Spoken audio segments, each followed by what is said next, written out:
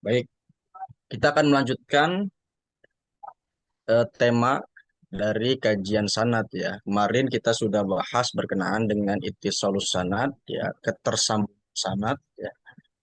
Di pertemuan kedua ini kita akan bahas atau fokus pada pembahasan mengenai kualitas pribadi ya, al-adalah dan kapasitas intelektual atau ya.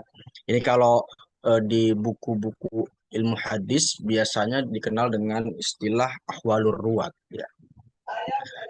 Atau kalau biasanya halur halur rawi ya, atau biasanya kalau penulis-penulis diterjemahkan itu seringkali mengartikannya hal ihwal periwayat ya, keadaan periwayat ya, dan sebagainya. Nah, itu ya yang dimaksud dengan ahwalur ruwat. Jadi ahwalur ruwat, ya, halur rawi ya, itu cakupannya dua, berisi mengenai adalah dan juga atau. Nah, itu. Oke. Nah, baik, akan bahas terlebih dahulu apa sih yang dimaksud dengan adalah adlun ya, keadilan riwayat. Nah, ini keadilan atau adalah diterjemahkan misalnya oleh Syuhudi Ismail itu dia menggunakan diksi kualitas pribadi. Adalatur rawi. Nah, ini di definisi ini adalatur rawi kami ambil dari kitab Imdadul Mughith karya Dr. Lukman Hakim, orang Indonesia dan beliau alumnus di Al-Azhar. Beliau menyebutkan bahwa adalatul rawi itu adalah wahiyya salamatur rawi minal fiski wa khawarimil muru'ati. Yaitu selamatnya periwayat minal fiski dari kefasikan. Nah, fasikan itu kategorinya dia masih dianggap sebagai orang yang muslim ya, sebagai seorang muslim, hanya saja ibadah-ibadahnya itu eh, entah tidak konsisten atau dia juga melakukan hal-hal yang dilarang. Ya, misalnya dosa-dosa kecil yang terus dia lakukan, ya, isror, dia senantiasakan dosa-dosa kecil, atau juga dia pernah melakukan dosa yang sifatnya besar, ya, itu masuk dalam kategori fis. Wa qawarimil muru'ati, dan juga qawarim yang dapat merusak, ya, qawarim, qawarim. Nah, qawarim itu qawarim, hal yang bisa merusak, ya, al muru'ati, kewibawaan, ya, kesopanan, ya. Nah, ini yang dimaksud dengan adalah turro. Nah, syurutul adalah. Jadi syurutul adalah kemudian ada lima: Islam, balik, berakal, takwa, dan muruah, menjaga muruah. Nah, ini yang disebut dengan adalah. Nah, definisi ini kemudian mendapat respon. Ya. Kami baca di bukunya,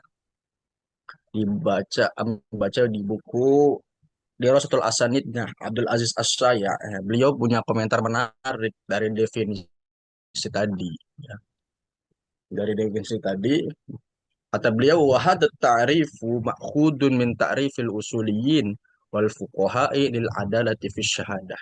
Jadi definisi tadi ya, bahwa keadilan itu maknanya adalah dia selamat dari fasik dan juga yang hal-hal yang dapat merusak muruah, itu adalah definisi yang diambil dari ulama-ulama usul fik ya, para ahli fikih ya, mengenai adalah konteksnya apa? Konteksnya dalam dalam konteks syahadah, persaksian.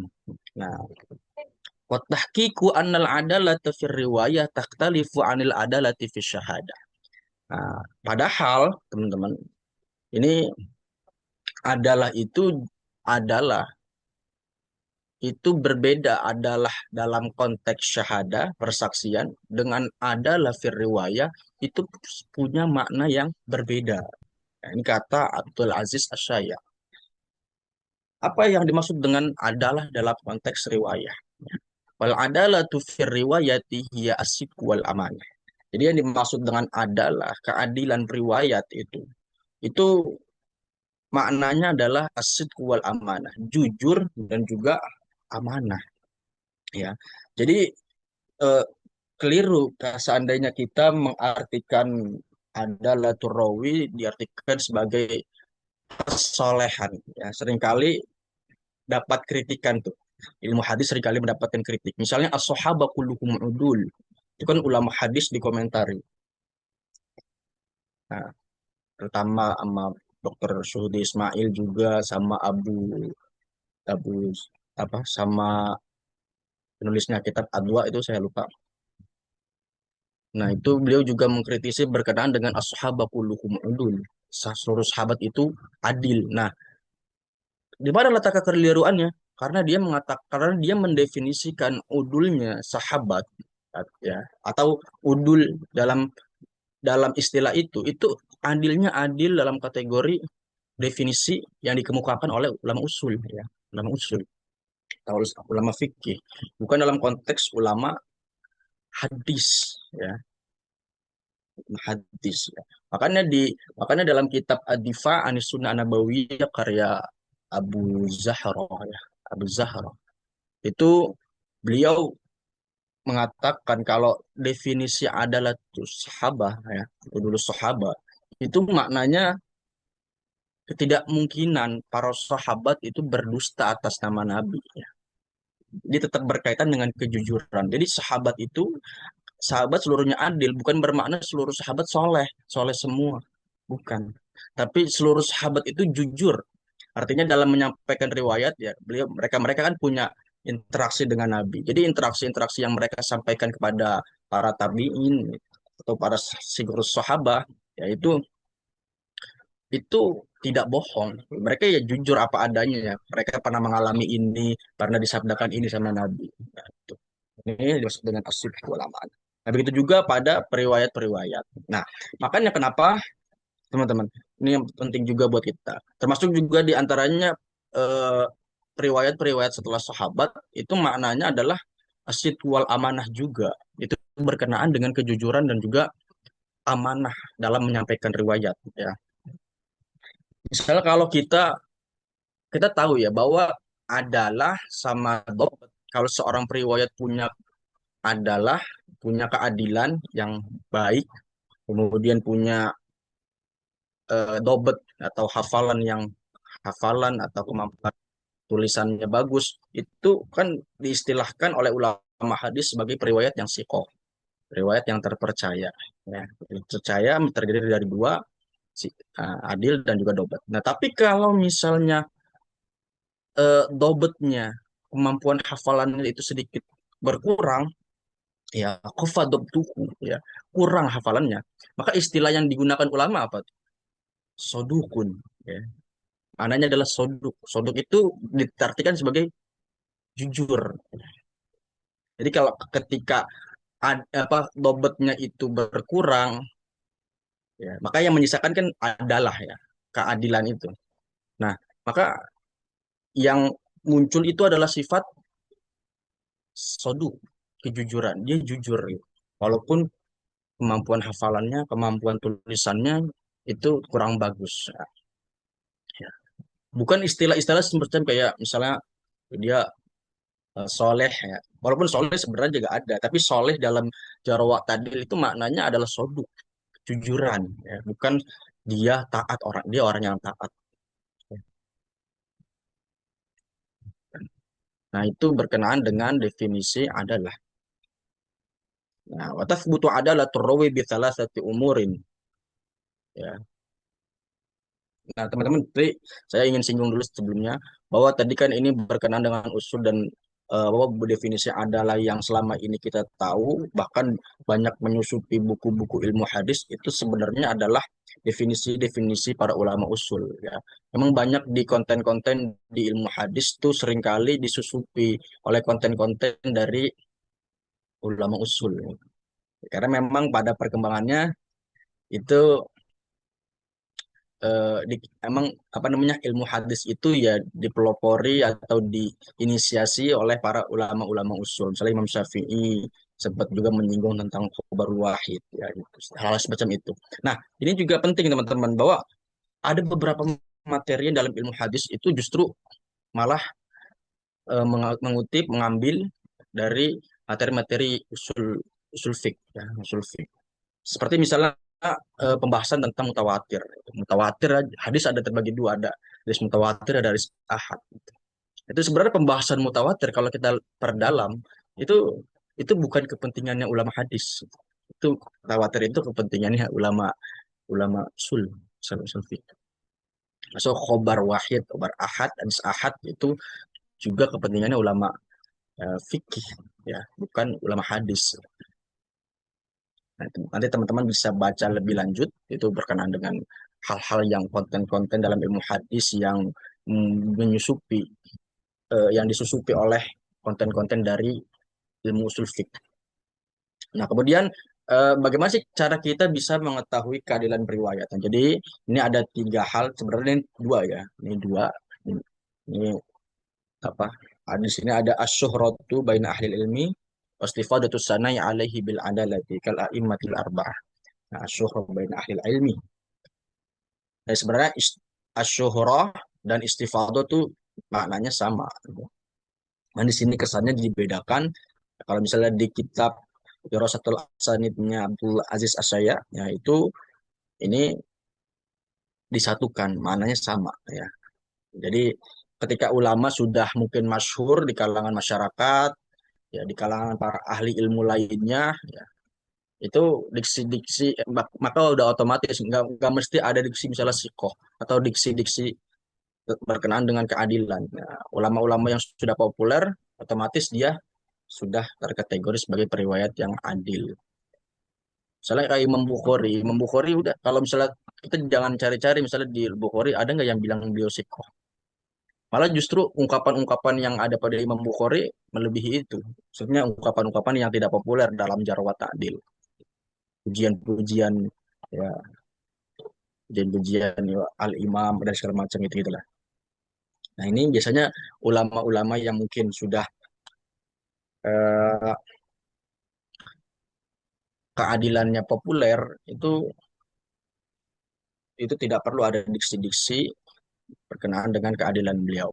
Kemudian yang ke berikutnya au bitansisi alimaini au alimin wahidin atau dengan narasi yang dibuat oleh dua orang yang alim atau satu orang yang alim. Nah, ini sebenarnya juga alimaini ini juga ini kriteria sebenarnya adalah penentuan adalah eh, milik ulama usul itu, ulama usul. Ini teman-teman bisa baca lebih jauh tuh, Pak.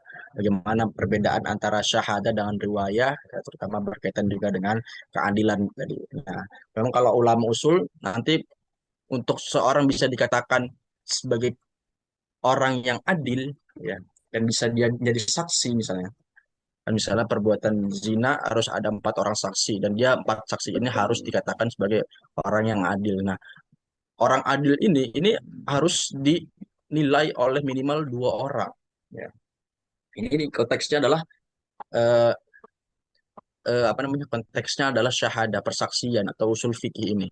Beda dengan ilmu hadis. Kalau ilmu hadis cukup satu orang saja yang menganggap oh dia ini periwayat yang adil itu. Cukup satu orang. Nah, ini dikemukakan oleh Al-Khatib Al-Baghdadi dalam bukunya itu Ar-Riwayah Al-Kifayah fi Ilmi Riwayah. Nah, kalau dalam konteks ilmu hadis untuk menentukan keadilan cukup satu orang aja. Oke. Next kita lanjut pembahasan mengenai dobat ya, kapasitas intelektual. Ya, di sini ya, kapasitas intelektual, kenapa biasanya dobat diartikan dengan hafalan ya. Sebenarnya bisa masuk dua hal, itu berkenaan dengan hafalan, juga berkenaan dengan kemampuan baca tulis. Ya, sini dikatakan wa an yakuna rawi mutayaqqidan ghairu mughaffalin wala sahin wala syakin fi halatai at-tahammuli wal adai fayakunu hafidhan in haddasa min hifdihi dhabitan li kitabihi in haddasa minhu aliman bima yuhilul ma'ani in haddasa bil ma'na. Jadi dobet itu adalah bahwasanya seorang periwayat itu dalam kondisi sadar, ya, tidak dalam kondisi lalai, tidak dalam kondisi lupa, tidak dalam kondisi ragu-ragu. Misalnya ada dalam fi halatnya dalam dua kondisi yaitu tahammul ya, dalam menerima maupun menyampaikan hadis. Misalnya ada seorang periwayat ya ngaji di hadapan seorang guru.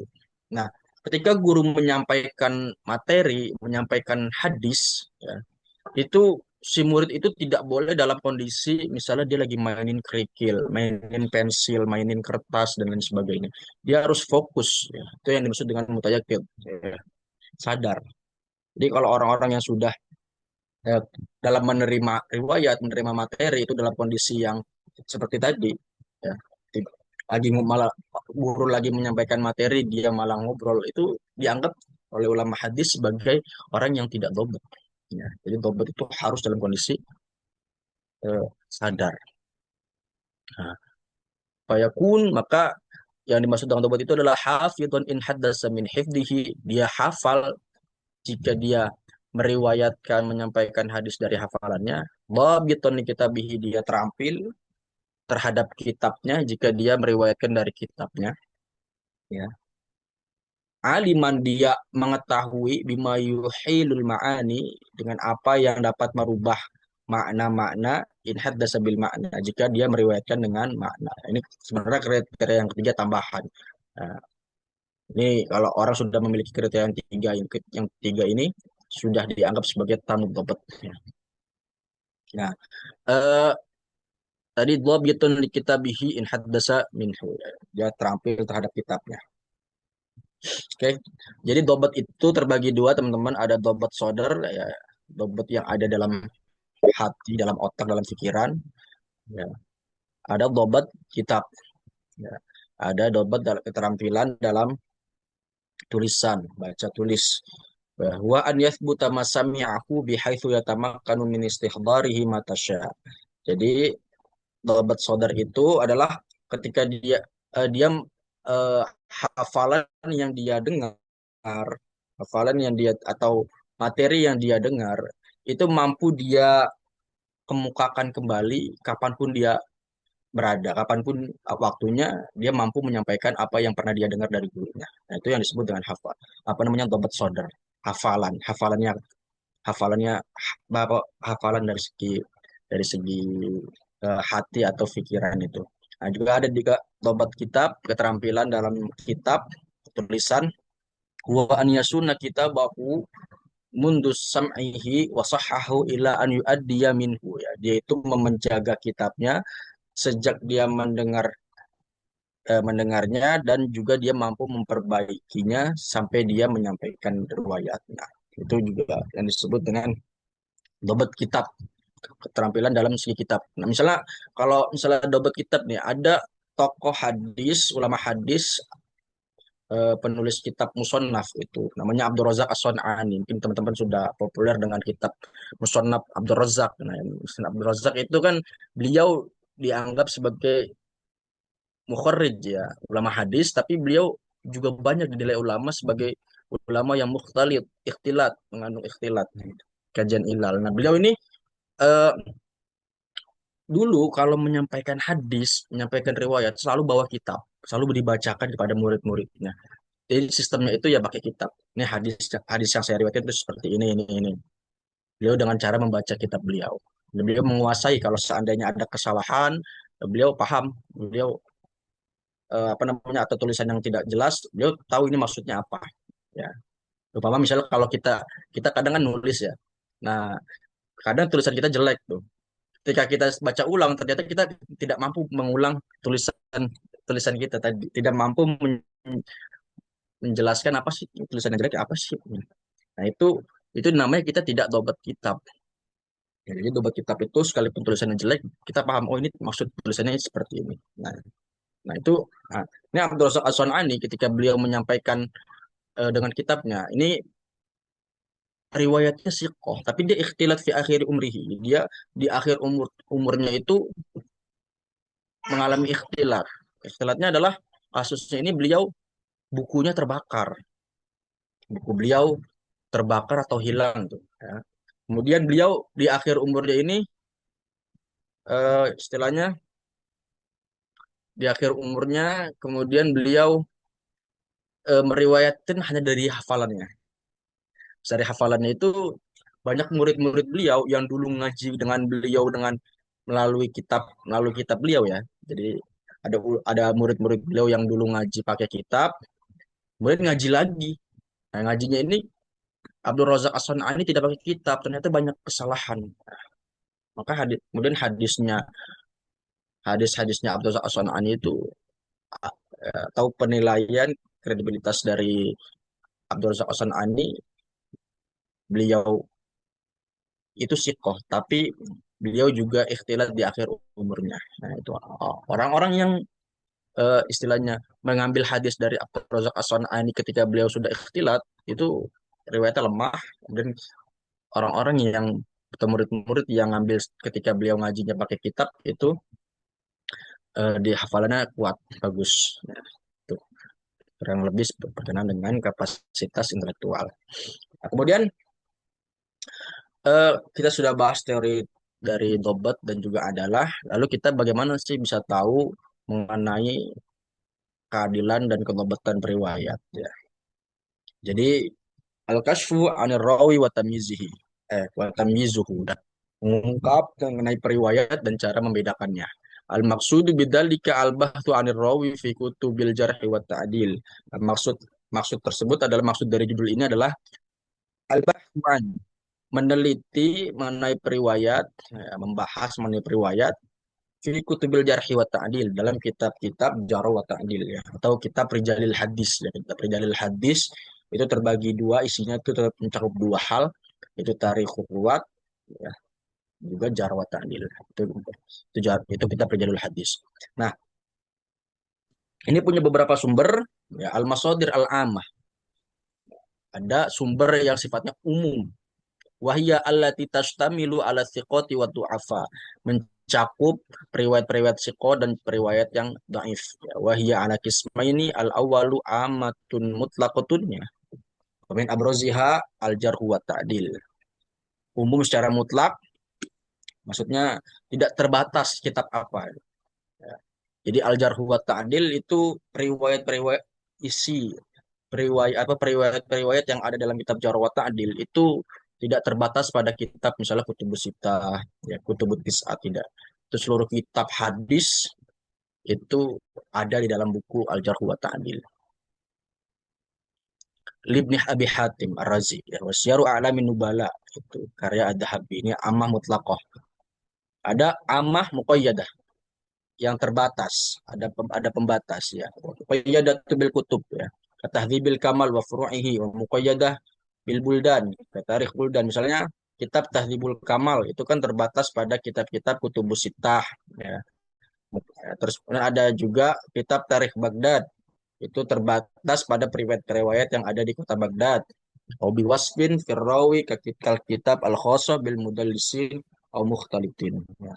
Atau kita juga bisa merujuk pada eh, riwayat atau kitab-kitab yang secara khusus membahas tentang periwayat-periwayat yang mudallis atau mukhtalid. Nah, kemudian masadirur ruwat as-siqah, kita juga harus bisa merujuk pada buku-buku yang menghimpun periwayat-periwayat siqah ya.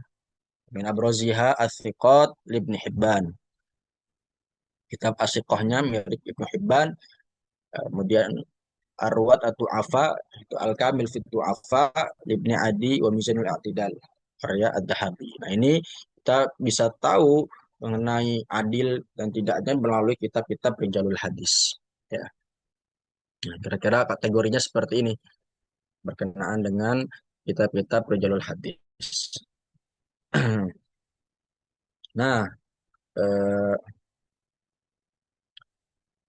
di dalam kitab Rijalul Hadis nanti, teman-teman, itu kan punya beberapa istilah-istilah ya. Jadi ada istilah-istilah, penggunaan-penggunaan istilah. Jadi nanti mungkin ini disebutkan dalam kitab Darasatul Asanid, ada konsekuensi kalau periwayat punya penilaian-penilaian tertentu. Ini secara umum ini ya. Jadi kalau periwayat yang al-sakunas, sikotun sahabat, al-fiqh, ini sebenarnya kan tiga tobakoh nih. Sebenarnya tiga tobakoh juga hadisnya nanti konsekuensinya sahih. Kemudian ada istilah soduk, aula ba'sabihi, nanti konsekuensi hadisnya adalah hadis hasan. Ar-rawi al-mausuf bil bid'ah, riwayat yang disifati dengan sifat bid'ah ya. Ar-rawi al-mubtadi idza kana shadiqan aminan dhabitan yuqbalu hadisuhu. Nah, riwayat yang ahlul bid'ah Kalau dia jujur, amanah, tobat, maka diterima hadisnya. Kan? Jadi nanti kalau berkaitan dengan periwayat bid'ah, misalnya ada ada tokoh Syiah yang ada di sanad hadis, ya. Nanti kategorinya apakah dia da'iyah apa da'iyah atau ghairud da'iyah. Dia itu pendakwah akidah Syiah atau bukan. Nah, terus kemudian nanti ada lagi bid'ahnya bid'ah mukaffaroh atau ghairu mukaffaroh. Bid'ah yang dianggap kafir ya, misalnya Syiah Rafidhah, Syiah Gulat gitu-gitu dan sebagainya. Eh, dan Syiah-Syiah yang tidak dianggap kafir. Nah, itu nanti konsekuensi hukumnya akan berbeda. Rawi al-musub bil ikhtilat. Nah, ini ada ikhtilat. Nanti ini pembahasan ikhtilat juga masuk dalam kategori ilalul hadis, teman-teman sebenarnya. Majhul, nanti hadis daif, daif, hadis daif, mutaham, ya, atau matruk, atau daif jiddan, hadis daif jiddan. Ya, kadzab atau wadda. Ya. Ini kalau kita belajar di ilmu takhrij kemarin, kalau daif jiddan itu konsekuensinya tidak bisa eh, naik derajatnya kepada Hasan li ghairihi. Tidak bisa layar taki ila derajatul hasan, ya. Tidak bisa naik derajatnya kepada derajat hadis hasan, ya, seperti hadis-hadis matruk, munkar, maudhu itu tidak bisa tiga kategori hadis itu. Nah, ini sama, ini berkenaan dengan tingkatan jarwa ta'dil, ya, ada sahabat kulhum udul bi ta'dilillahi lahum, ya. Sahabat yang tingkatan pertama, kemudian ada lagi tingkatan kedua, ketiga, dan keempat, ya, dengan isim tafdil, awsaqun nas, tikrar sifat, tikotun sikoh, dan sebagainya. Nanti konsekuensinya adalah hadis sahih. Kemudian nanti kalau sudah apa namanya istilah ulama nukotnya itu nanti soduk, ala basebihi, nanti konsekuensi hadisnya adalah hadis hasan. Kemudian ada sodukun sayyul hifdi, atau sodukun yahimu, au lahu, au hamun, au yukhti, au tagayyuru bi akhirih. Ya. Jadi konsekuensinya dia hasan yuhtarazu fi, tapi dikecualikan. Maksudnya eh, kan kayak soduk ada istilah su'ul hifz ya, atau sodukun yahimu. Waham itu kan istilahnya dia tidak di dalam riwayatnya kemungkinan besar ada kesalahan ya. Walaupun sebagian besarnya itu benar. Sebagian besar hadis yang dia riwayatkan benar, tapi ada potensi eh, riwayat yang beliau sampaikan itu ada waham. Nah, jadi kalau misalnya ada periwayat yang eh, terkategori sodukun, cuman dia su'ul hifd, kita perlu meneliti lebih lanjut tuh. Apakah yang istilah su'ul hifdnya itu adalah hadis yang kita teliti atau bukan? Ya, kalau misalnya nanti adalah hadis yang kita teliti itu su'ul hifd, nah nanti konsekuensinya jadi hadis lemah, hadis dhaif. Dan seterusnya, kemudian ada sebentar, kalangan. Man laisa lahu minal hadis ilal qalil wa lam yathbut fihi ma yatsruq. Ya. Maqbul ayun ayyinun illa an yutabi'. Kemudian ada man rawa anhu aktsaru min wahidin wa lam yuwathiq. Ada periwayat yang hanya orang atau periwayat yang punya murid lebih dari satu dan tidak ada yang mensikohkan. Nah, jadi kenapa kalau misalnya dalam penelitian hadis mungkin kita seringkali menyebut periwayat itu minimal 3 orang. Wajib bagi kita ketika meneliti hadis, kita menyebut guru murid itu minimal 3 orang. Ya. Karena kalau kita nyebut satu, itu konsekuensinya nanti bisa jadi periwayat itu adalah majhul ain. Juga ada nanti majhul ain. Misalnya di sini ada nomor 9 ya. Man lam yarwi anhu ya ghairu wahidin walam yuwaththik. Ada orang yang tidak ada orang yang eh, punya murid hanya satu dan tidak ada yang sikohkan. Itu disebut majhul ain nanti. Nah, kalau majhul hal, dia ada minimal dua, ada 2 orang dan tidak ada yang mensikohkan, itu disebut majhul hal. Ya. Jadi ketika kita meneliti hadis, kita wajib minimal menyebut 3 orang guru dari periwayat yang kita teliti. guru dan murid ya, supaya tidak terkategori periwayat ini eh, sebagai periwayat yang majhul atau periwayat yang majhul hal atau majhul ain. Nah, seterusnya muttahabil kadzib, ya kadzab, wadda dan dajjal. Nah, kalau eh, perbedaan dari muttahambil kadzib, orang yang dituduh dusta dengan yang pendusta. Kalau muttahabil kadzib dia berdusta terhadap terhadap omongan-omongan orang selain nabi ya, selain nabi. Jadi para ulama hadis khawatir tuh ketika omongan orang saja dia berani bohong, maka potensi nanti ke depannya dia juga berani berbohong atas nama nabi. Kalau kadzab itu memang berbohongnya atas nama nabi ya. Jadi kalau secara tingkatan ya kadzab itu lebih tinggi, paling tinggi berdusta. Jadi kalau orang yang sudah pernah berbohong terhadap orang ya misalnya 100 kali atas nama orang lain 100 kali sama orang yang satu kali berbohong atas nama Nabi, itu lebih parah orang yang satu kali berbohong atas nama Nabi daripada orang yang berbohong atas nama orang lain ya. Nah kemudian ini teman-teman, jadi selain periwayat dalam jarawat tadil ya, dalam menentukan adalah dan tobat, kita bukan hanya menilai dari si periwayat, tapi juga memberikan penilaian dari orang yang memberikan penilaian ya. Jadi kita harus selektif. Di sini ada ulama-ulama jarwat adil, al-mutasaddid, mu'tadil atau al-mu'tadilun ma'abad tasaddud, al-mu'tadilun ma'abad tasahul, al-mutasahilun. Jadi ada ulama-ulama yang berkategori mutasyadid. Yang mutasyadid ini biasanya adalah ulama-ulama yang seringkali menjara, tapi kaitannya tidak dalam konteks periwayatan ya, tidak dalam konteks periwayatan. Misalnya gara-gara nggak hafal Quran, misalnya ada periwayat yang tidak hafal Quran, itu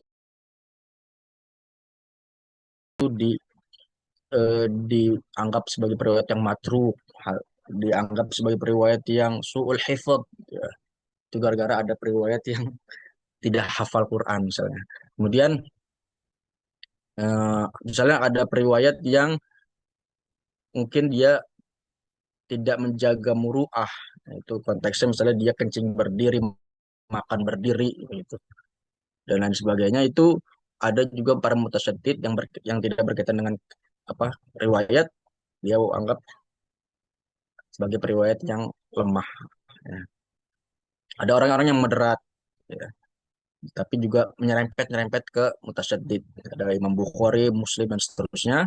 Kemudian ada ulama-ulama yang moderat, kategorinya apa mutasahil, tasahul ya. Ada Ad-Duhali, Imam Ahmad dan seterusnya sampai Imam Ad-Dahabi dan juga Ibnu Hajar. Ya, kemudian ada mutasahil, ulama-ulama yang em, terkategori sebagai ulama yang mempermudah, memeringankan. Nah, itu ada Ibnu Hibban ya.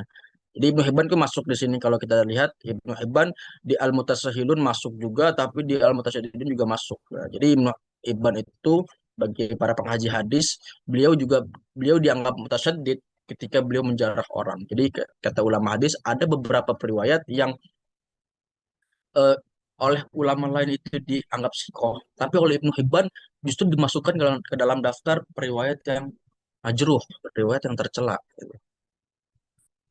Nah, begitu juga sebaliknya, Ibnu Hibban juga dianggap mutasahil, anggap mempermudah, banyak mentoleransi. Ya, misalnya beliau itu seringkali memasukkan riwayat-riwayat yang bermasalah, termasuk riwayat yang majhul hal, itu juga beliau anggap sebagai riwayat yang sahih itu. Ya, Imam Hakim Imam apa namanya Imam Hakim juga memasukkan riwayat-riwayat yang terkategori Hasan. Ibnu Hibban, Imam Hakim, yaitu ada juga Ibnu Khuzaimah, terutama Ibnu Hibban ya. Ibnu Hibban itu kan kalau dalam dalam kitab Sahih Ibnu Hibban kan beliau menyamakan tuh. Jadi kualitas hadis itu hanya dua aja, Sahih dan juga Daif. Jadi nanti hadis Hasan menurut Imam Ibnu Hibban itu dianggap sebagai hadis Sahih. Oke. Nah, ini teman-teman, jadi kalau misalnya, jadi ini penelitian yang dilakukan oleh Mahmud Tohan dalam bukunya Ushul Takrid ya. Jadi kalau dalam Ushul Takrid, teman-teman, itu kita bisa melakukan dua hal. Ya. Jadi kita melakukan dua hal. Kalau kita mau ranahnya ijtihad, jadi kan ada seorang periwayat. Nah, kalau kita buka Jarawat Ta'dil, terutama misalnya buku Tahdhibut Tahdhib Ibnu Hajar ataupun Tahdhibul Kamal ataupun Syiarul Alamin Nubala, itu kita bisa menggunakan ijtihadi. Jadi kita menghimpun seluruh ulama yang memberikan penilaian, lalu kita menggunakan metode ya kaidah Jarawat Ta'dil. Kalau misalnya seandainya ada ikhtilaf ya, lalu apakah dia nanti dijamak kah atau ditarjih kah ya. Nanti baru kita secara pribadi memberikan kesimpulan terhadap si periwayat tersebut. Nah, ini prosesnya mungkin agak panjang dan butuh terhadap kitab-kitab besar. Nah, tetapi juga ada penelitian hadis terhadap penelitian terhadap adalah dan tobat ini kita cukup merujuk pada ulama-ulama yang mu'tadil, orang ulama-ulama yang moderat ya. Jadi kita cukup mengutip eh, Ibnu Hajar kan tadi masuk mu'tadil, Ad-Dahabi masuk ke mu'tadil ya. Takribut Tahdib Al-Kashif ya. Itu juga apa namanya orang-orang mu'tadil. Jadi kan orang-orang yang mu'tadil itu benar-benar selektif. Dia sudah memberikan kesimpulan ya dari perdebatan ulama soal penilaian terhadap riwayat. Ya, masuk dan tadi Ibnu Hajar dan Ad-Dahabi. Jadi Imam Mutahhad itu menggunakan cara yang paling mudah, al-ajalah, cara yang paling sederhana. Ada lagi cara yang mungkin kata beliau itu cara yang mungkin agak rumit ya, tadi dengan ijtihadi, ada juga cara yang mudah. Cara mudah adalah tadi kita dengan cukup merujuk pada ulama-ulama yang muqtadil, itu Ibnu Hajar. Misalnya ada periwayat Ismail bin Mas'ud, ya, ini misalnya Siqoh, kemudian juga Siqoh, ya, ini cukup segini. Nah, tapi kalau misalnya seandainya kita buka di Tahdhibut Tahzib ya, Ismail bin Mas'ud misalnya. Sini ada Ismail bin Mas'ud Al-Jahdari, Abu Mas'ud Al-Basri, daftar nama guru, kemudian daftar nama murid, wa anhu An-Nasai wa Zakaria As-Sajiri wal Bujairi, ya, wa Abu Hatim. Nah, ini baru nanti kemudian jarwat adilnya nanti qala Nasai Siqotun, Abu Hatim Sodukun. Nah, ini kan wa dzakarahu Ibnu Hibban fi Thiqat. Ini kan ada beberapa istilah yang ini ya apa eh, berbeda dia ada siko ada soduk. Nah, kenapa kemudian Ibnu Hajar kok lebih cenderung memilih sikoh, begitu juga eh, Ad-Dahabi memilih sikoh. Nah, ini nanti ada konsekuensinya karena nanti Abu Hatim itu kan adalah mutasyaddid, orang yang bersangatan, orang yang istilahnya sangat apa namanya sangat ketat lah ya, sangat ketat. Bahkan ada yang menganggap soduknya Abu Hatim itu sebenarnya sikohnya ulama-ulama lain. Nah, itulah kenapa Ibnu Hajar memberikan penilaian demikian. Nah, ini kalau misalnya kita eh,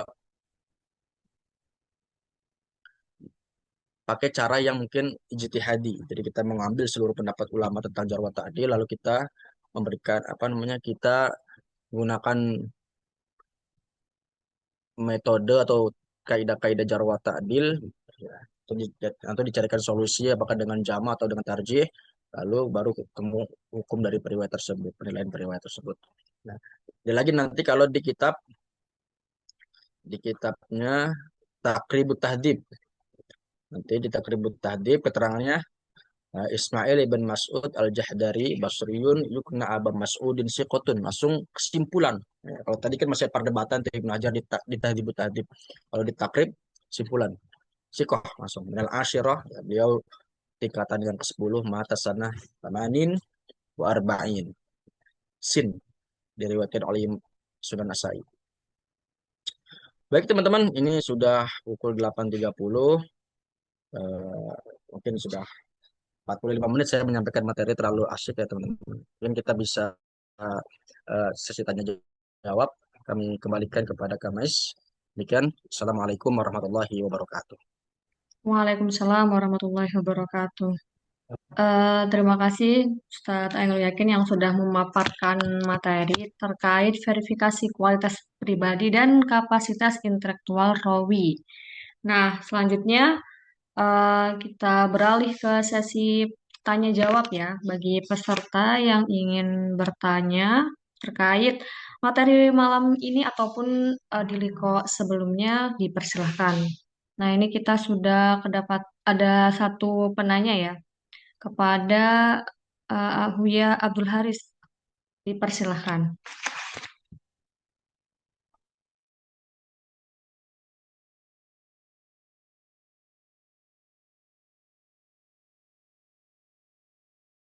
Ya, Huya Abdul Haris, dipersilahkan bertanya ya, Huya.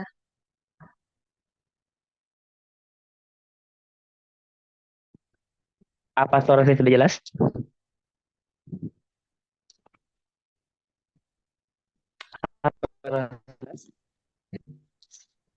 Iya, jelas tapi sedikit putus-putus, Huya. Entar, Mungkin entar, bisa entar diulang. saya.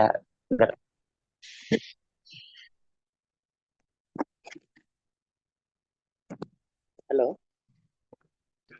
Oke, Ya, sudah mulai jelas ya. baik. Terima kasih.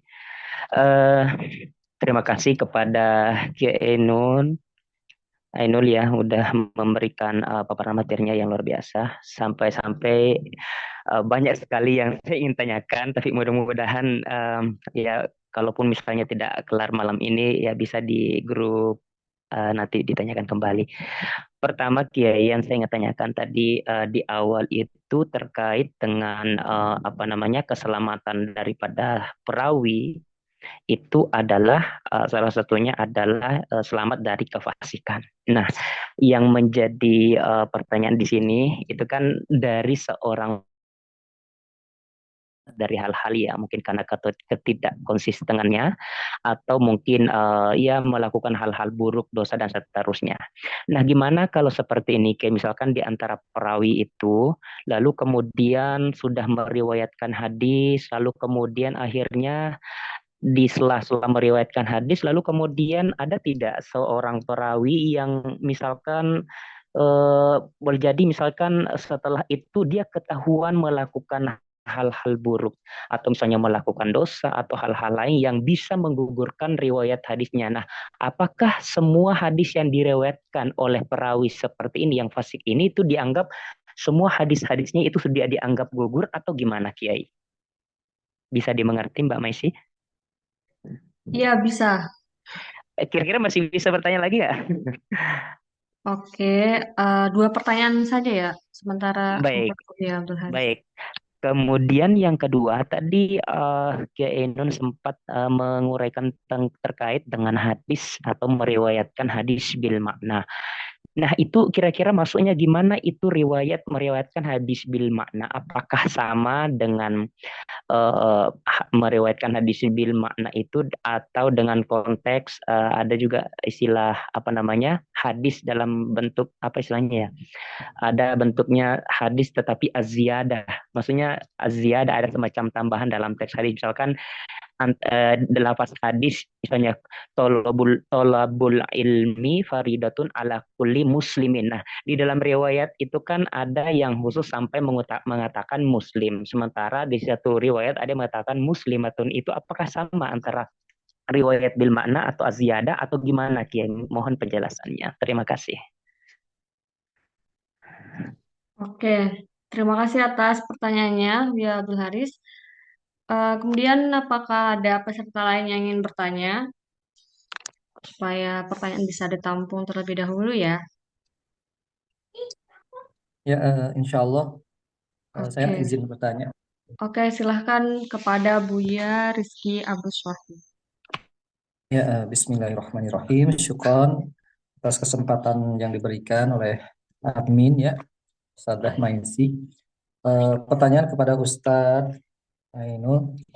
Em, Begini, Ustadz, pernah misalkan ketika kita membuka aplikasi Maktabah Syamilah ya, itu kita bisa melihat kadang-kadang suka ada perbedaan pendapat di kalangan para ulama tentang jarh wa ta'dil terhadap rawi gitu ya, terhadap riwayat.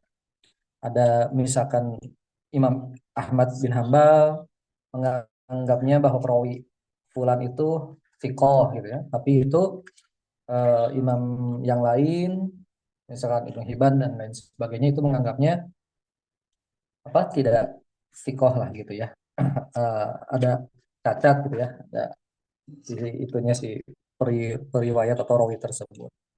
Nah itu otomatis kan karena ada perbedaan pendapat di kalangan para ulama atau imam-imam eh, salaf ya, salafus soleh yang otomatis jadi kesimpulan yang berbeda. Hadis itu bisa diterima atau tidaknya karena ada status periwayat yang berbeda gitu ya. Itu bagaimana cara penyikapan kita terhadap masalah itu, Ustaz? Itu saja mungkin yang ditanyakan. Syukron jazakumullah khairan katsiran. Assalamualaikum warahmatullahi wabarakatuh. Waalaikumsalam warahmatullahi wabarakatuh. Oke, ini karena sudah ada total 3 pertanyaan dari 2 penanya, maka saya tutup sementara ya untuk sesi pertanyaan. Oke, kepada Ustadz Ainul Yakin, pertanyaan pertama Ustadz dari Ahuya Abdul Haris terkait selamatnya perawi dari kefasikan, Ustadz. Nah, di antara perawi itu, semisalnya ada yang meriwayatkan hadis, kemudian meriwayatkan banyak hadis gitu ya, kemudian ternyata di pertengahan itu perawi tersebut ketahuan melakukan suatu perbuatan dosa atau perbuatan yang tidak baik, apakah otomatis periwayatannya gugur, Ustadz? Itu pertanyaan pertama.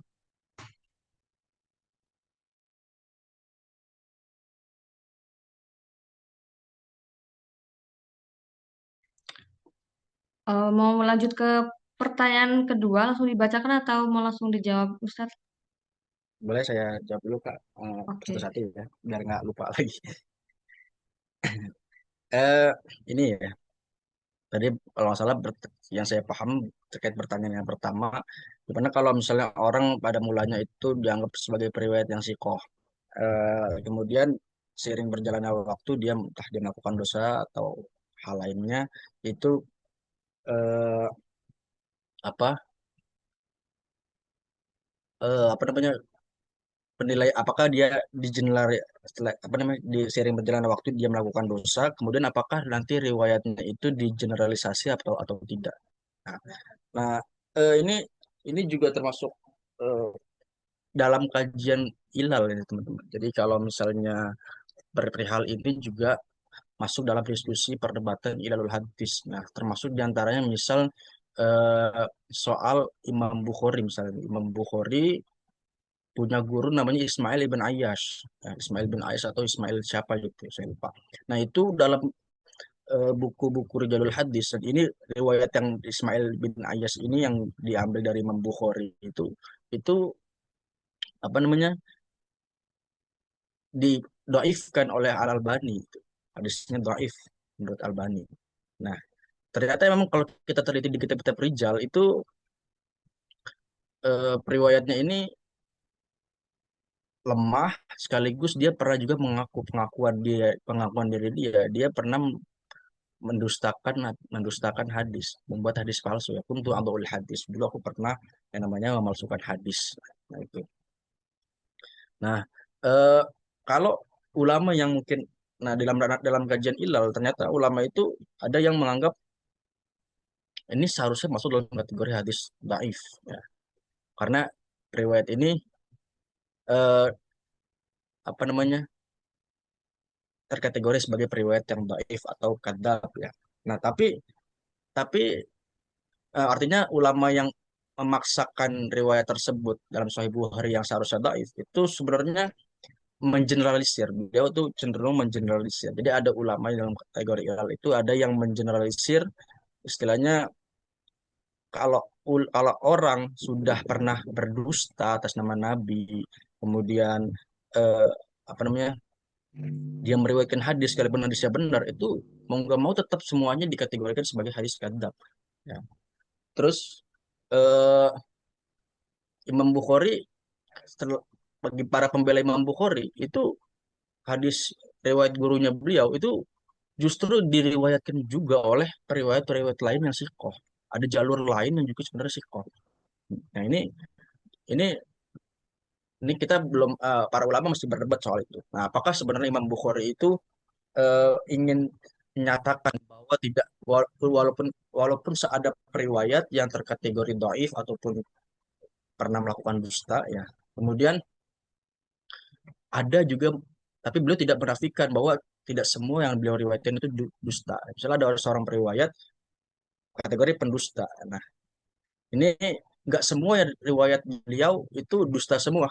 Nah, itu juga ada yang eh, apa namanya benar sesuai dengan riwayat-riwayat yang riwayat-riwayat psiko lainnya.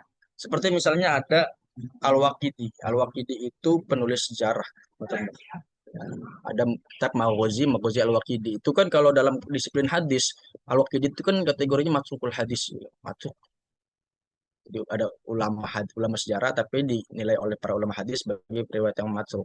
Nah, kalau kita teliti kaji hadis-hadis riwayat dalam apa dalam dalam dalam kitab Maghazinya beliau itu kan ternyata banyak sekali riwayat-riwayat yang sesuai justru dengan riwayatnya Bukhari, riwayatnya Muslim itu. Jadi hadis-hadis yang berisi tentang peristiwa sejarah terutama perang Badar, perang Uhud dan sebagainya itu sesuai dengan yang ada di dalam Bukhari dan Muslim.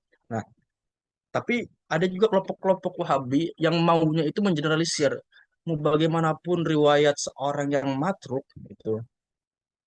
itu sekalipun dia sesuai dengan apa namanya dengan riwayat lain yang siko ya tetap aja dia tetap matruk gitu, tetap digeneralisir hadisnya tidak bisa diterima gitu. Nah itu ya tapi juga ada beberapa kelompok yang memang memang selektif ya sekalipun dia doif sekalipun dia entah matruk nah tidak digeneralisir soalnya kalau orang-orang yang mengeneralisir itu kan kalau misalnya kategorinya sudah doif dan parah itu kan sekalipun dia bersesuaian dengan riwayat lain itu kan dia tidak tetap tidak bisa naik ke Hasan li Ghairihi kan nah itu buat kelompok-kelompok yang mengeneralisir nah ada juga tokoh-tokoh yang memang eh, tidak mengeneralisir itu kemudian juga saya pernah neliti itu terkait riwayat-riwayat yang terkait riwayat-riwayat dari para pendusta yang orang-orang yang apa namanya mendustakan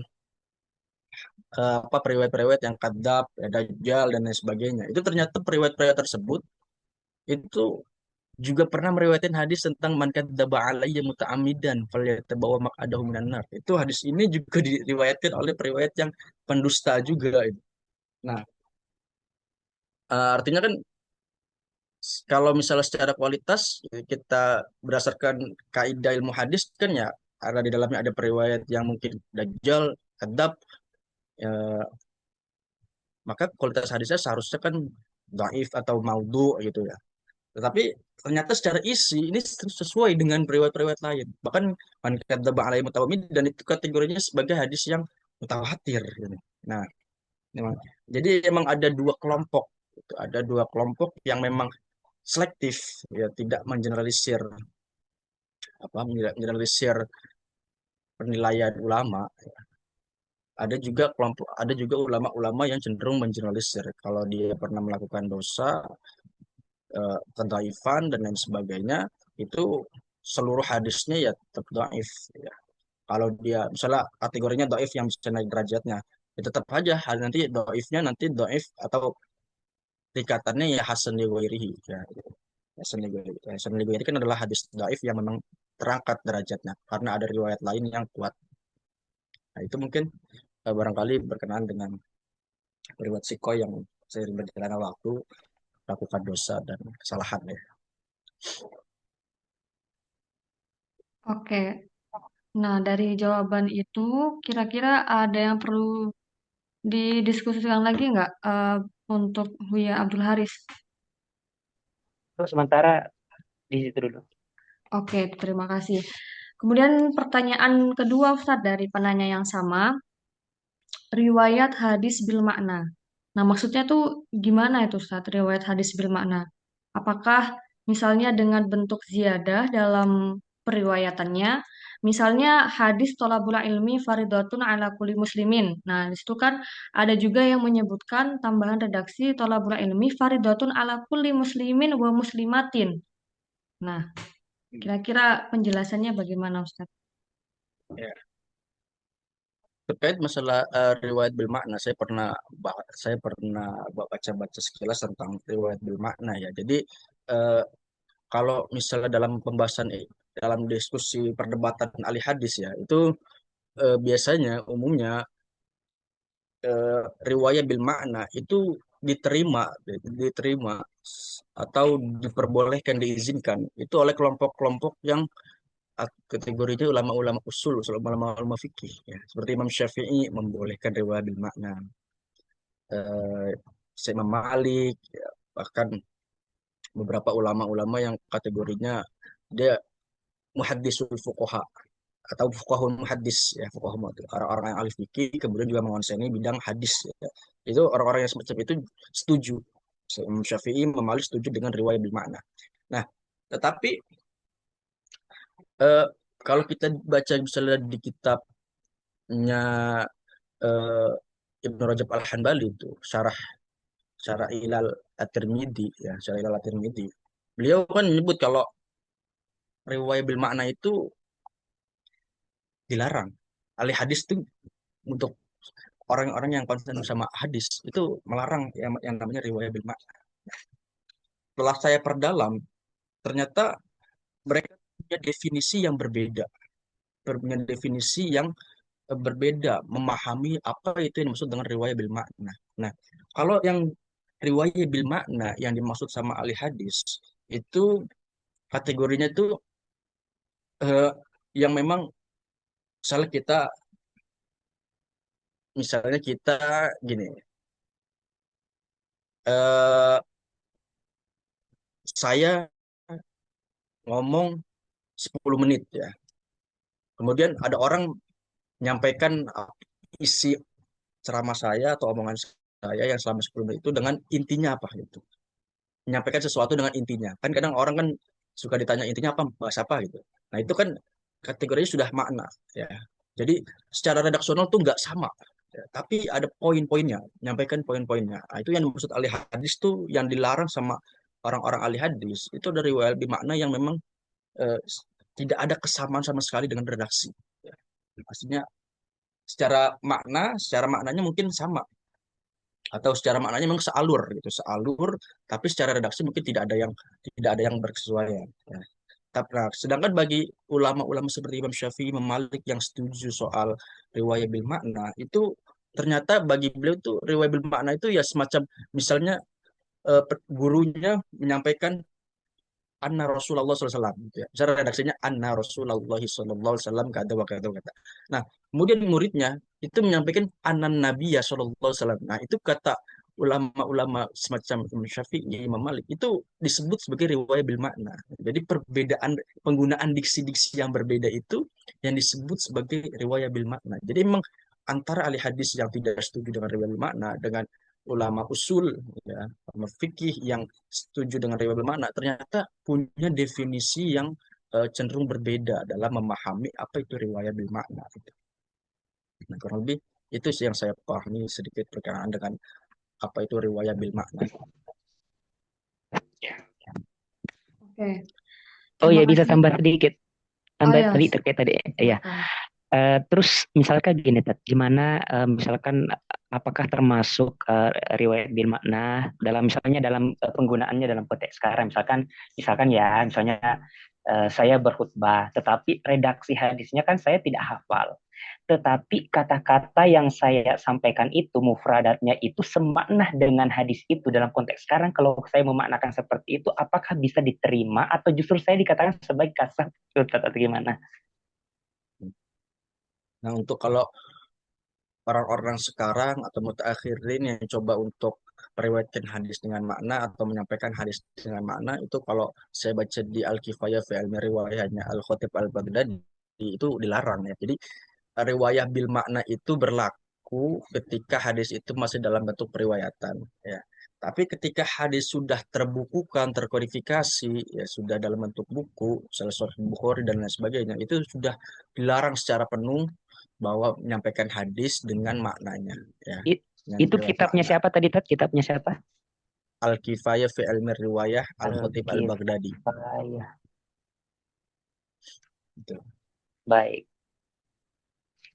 baik. Itu tadi masih ada tadi yang terkait dengan tadi masih ada nyambung pertanyaan saya tadi itu yang terkait dengan aziyadah muslimah itu muslimah. Terima kasih. Ziyadah. Nah, Iya, kalau ziyadah kan ziyadah, kalau ziyadah nanti ini apa? Ziyadah-ziyadah yang ada yang diterima, ada yang memang ziyadah-ziyadah nanti yang ditolak, ya. Jadi kalau ada hadis mudraj, ya mudraj nanti ada mudraj yang ditolerir, ada mudraj-mudraj yang memang tidak ditolerir. Nah, jadi kalau mudraj yang ditolerir nanti itu masuknya ziyadatus siqah. Nah, nanti itu masih bisa diterima di apa nggak masalah. Misalnya ada tambahan muslim muslimah itu sebenarnya nggak apa-apa kalau misalnya sesuai dengan kaidah ilmu hadis, ya itu. Nah, kemudian kalau yang tidak ditolerir itu mudraj yang sudah eh, terlarang, ya misalnya kayak la sabqof finisol apa, ada hadis yang menambah-nambah menambah-nambah redaksi apa, atau dalam arti redaksinya ada redaksi tambahan lah, sisipan yang memang eh, sifatnya bukan menjelaskan, ya.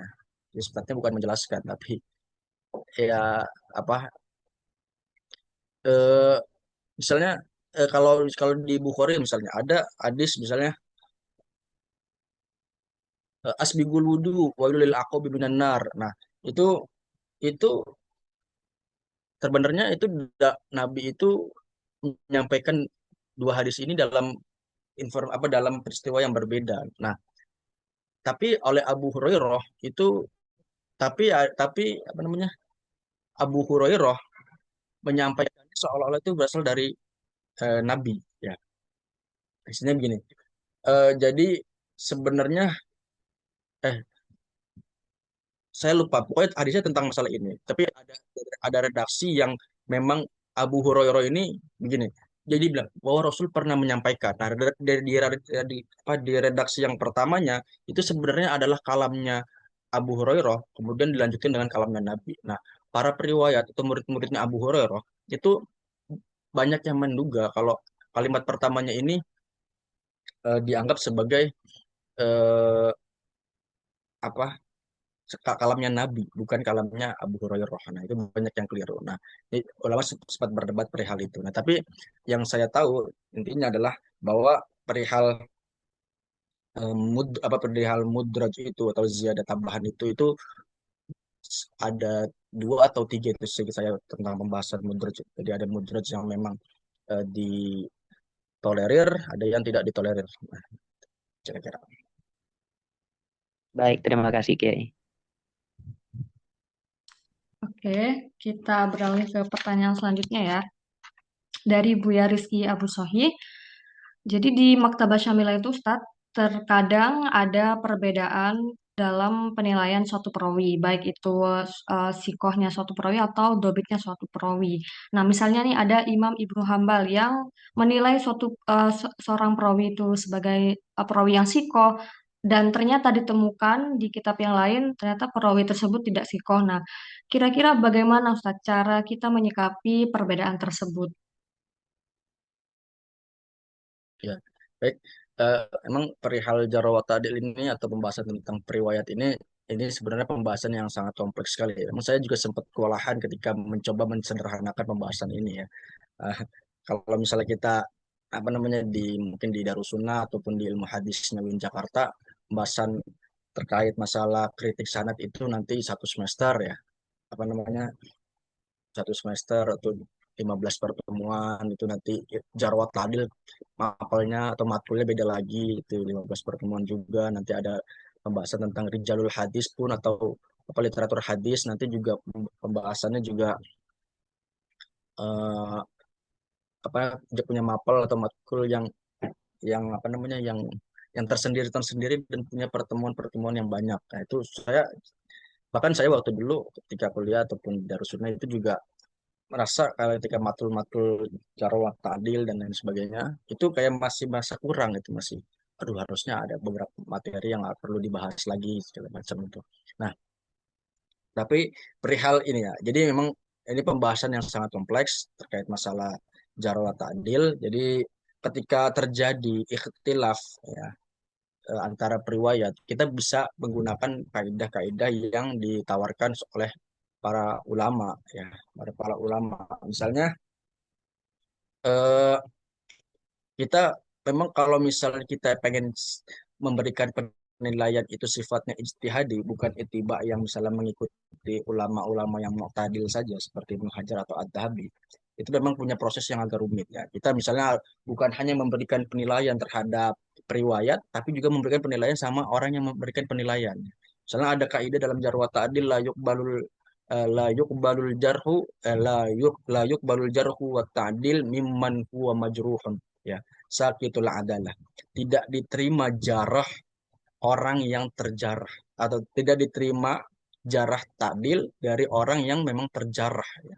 Jadi emang dalam jarh wa ta'dil kita juga mesti meneliti orang yang memberikan penilaian tuh, yang memberikan penilaian apakah orang orang yang sikoh atau emang orang yang tidak sikoh ya, atau bahkan kadangkala itu jarawat adil juga sifatnya apa konflik pribadi, ada beberapa konflik pribadi misalnya layuk balul jarhul muasir, ada kaidah jarawat adil tidak diterima jarah dari orang yang sezaman. Ini karena faktornya apa, konflik pribadi seringkali eh, dibawa-bawa ke dalam ranah periwayatan. Ya misalnya gara-gara misalnya Ibnu Ishaq dengan Hisham bin Urwah.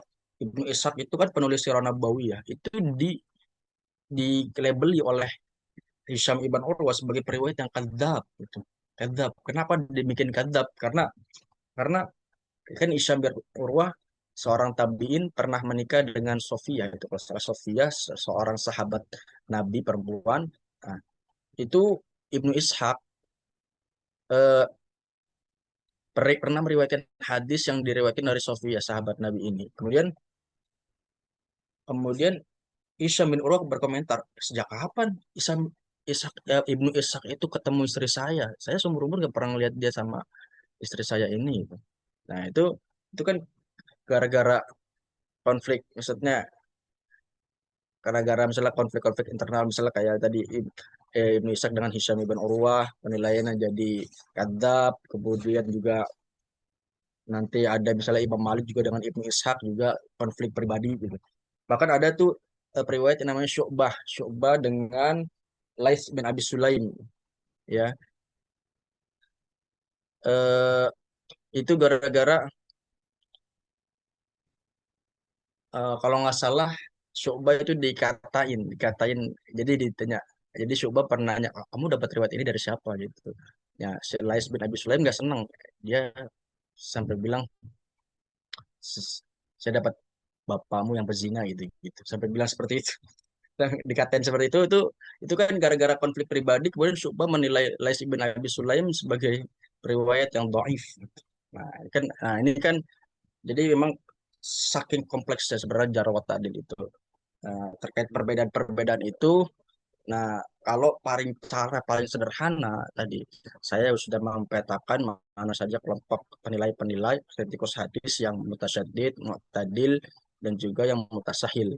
Nah, orang-orang yang apa namanya eh, kalau terjadi perbedaan semacam itu, cara yang paling mudah tentu kita memilih kelompok orang-orang yang mu'tadil karena umumnya orang-orang yang mu'tadil itu cenderung apa moderat ya, moderat dalam arti penilaian itu berdasarkan pertimbangan riwayah ya, bukan ada unsur lainnya, ada unsur misalnya seperti konflik pribadi kah atau apa dan lain sebagainya, hal-hal yang di luar dari periwayatan ya. Nah itu, nah jadi cara paling sederhana seperti itu. Tapi kalau misalnya kita mau cara yang rumit, cara kita sifatnya kalau mau cara yang ijtihadi, kita ya menggunakan kaidah-kaidah itu, kaidah-kaidah jarh wa ta'dil tadi. Nah, itu apakah dengan jamak ataukah dengan eh, apa? Dengan jamak ataukah dengan apa namanya Tarjih. tarjih ya, dengan tarjih gitu. Secara kayak perihal ada periwayat misalnya Yahya ibn Ma'in seringkali tidak konsisten itu. Yahya ibn Ma'in atau siapa saya lupa. Itu ada yang satu ketika beliau menilai seorang periwayat itu dengan sikoh, tapi di lain sisi itu beliau menggunakan apa namanya menggunakan eh, diksi-diksi yang seperti doaif ya. Doaif. Ibrahim bin siapa gitu saya lupa. Itu masuk dalam kategori periwayat apa dinilai oleh di lain kondisi dinilai oleh Yahya ibn Ma'in sebagai periwayat yang dhaif ya, sebagai periwayat yang dhaif. Nah, ulama yang melihat adanya tidak konsistenan dari Yahya ibn Ma'in kemudian memberikan istilahnya membuat penelitian. Ternyata emang kedhaifan yang dimaksud oleh Yahya ibn Ma'in ini ternyata terhadap hadis tertentu ya. Jadi ada waham ya. Jadi kalau yang perlu kita ketahui bahwa yang namanya periwayat yang sikoh itu tidak menjamin hadisnya itu benar semua gitu. Jadi ada juga yang periwayat sikoh itu juga waham, juga melakukan kesalahan terhadap riwayatnya. Jadi kadang-kala periwayat itu atau kritikus hadis bukan hanya beda-beda ulama, bahkan satu ulama bisa memberikan penilaian yang berbeda itu. Nah, jadi emang kalau cara yang rumit dan kompleks, kita pakai kaidah jarh wa ta'dil yang mungkin ditawarkan oleh para ulama. Gitu. Oke, terima kasih Ustadz Ainul Yakin. Mungkin kepada penanya Buya Rizky Abu Sohi, apakah ada yang masih perlu didiskusikan, Buya? Ya, insya Allah udah cukup, Ustazah. Syukron Ustadz atas Oke, penjelasannya. Bisa ditambah dikit tuh. oke. Sebentar, Ustazah. Kalau boleh tanya satu lagi sama ke Ustadz, kira-kira ke depan apakah ada rencana untuk meneruskan program hadis ini, tapi dengan format offline gitu? Misalkan bikin akademi hadis selama 1 tahun atau 2 tahun dengan materi-materi yang sistematis. Apakah ada rencana ke sana nggak ya ke depannya? Supaya ya apa? Supaya kita bisa mempersiapkan diri lah begitu. Ya, syukron. Iya, Afwan. Untuk sementara mungkin saya masih belum bisa menjawabnya ya, Buya. Ya. Mungkin nanti akan saya usulkan kepada tim kami yang lain. Ya, sementara itu jawabannya. Dan mungkin sesi Hmm? tanya jawab saya Atau akhirkan. masih bisa ditambahkan sedikit, sedikit, sedikit saja.